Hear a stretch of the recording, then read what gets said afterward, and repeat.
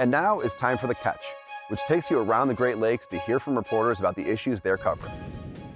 Enbridge Energy is facing government action and even criminal charges stemming from the construction of the company's Line 3 pipeline in northern Minnesota. Minnesota Public Radio's Kirsty Marone has the story. Several state agencies and one Native American tribe, the Fond du Lac Band of Lake Superior, Chippewa, announced this enforcement action against Enbridge, the company that built the pipeline. Enforcement action is one of the tools that the Minnesota Pollution Control Agency and the state's Department of Natural Resources use to hold companies like Enbridge accountable.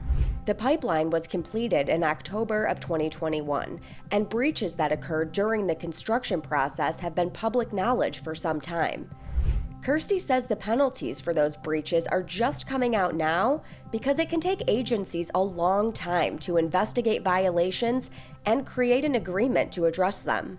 This pipeline actually crosses more than 200 water bodies, and including some major rivers like the Mississippi.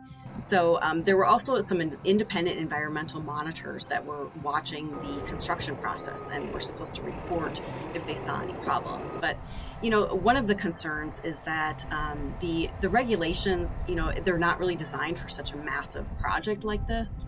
Kirsty says a project of this scale requires a lot of money, which is part of the reason Minnesota's Department of Natural Resources has asked the state legislature to increase penalties for using state water without a permit. Right now, the maximum penalty is $20,000, and Enbridge is a multi-billion-dollar energy company, so it's not really a deterrent for such a big company. The bill proposes doubling the maximum penalty for water appropriation violations to $40,000. However, due to Minnesota's divided legislature and concerns expressed by farmers and cities, the bill is stuck in a legislative limbo for now. In addition to the state agencies, Minnesota Attorney General Keith Ellison's office has filed one misdemeanor count against Enbridge in Clearwater County District Court for using state waters without a permit. Enbridge has said that they followed strict environmental regulations while they were building the pipeline. They say that they disagree with the Attorney General that any criminal laws were broken, but that they agreed to this charge and this enforcement action as a way to sort of move forward. Following the charge, Enbridge officials issued a statement in which they said Enbridge fundamentally disagrees with the Minnesota Attorney General that it committed any criminal act.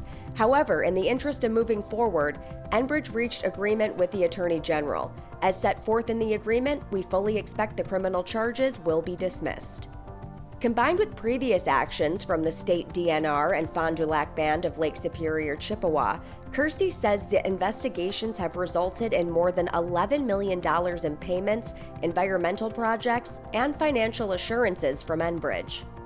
So the state officials say that this wraps up their investigations of these current violations, but there is the possibility that there could be more enforcement action in the future. They are continuing to monitor these sites and others along the route. There's also bound to be discussion about how future projects should be handled, and there already has been some discussion about whether there needs to be changes to the approval process for a big project like this that crosses multiple jurisdictions and there's multiple agencies involved. At Great Lakes Now, we aim to cover the Great Lakes region and the people who live here, like you. Please follow us on social media, subscribe to our YouTube channel, and sign up for our newsletter at greatlakesnow.org.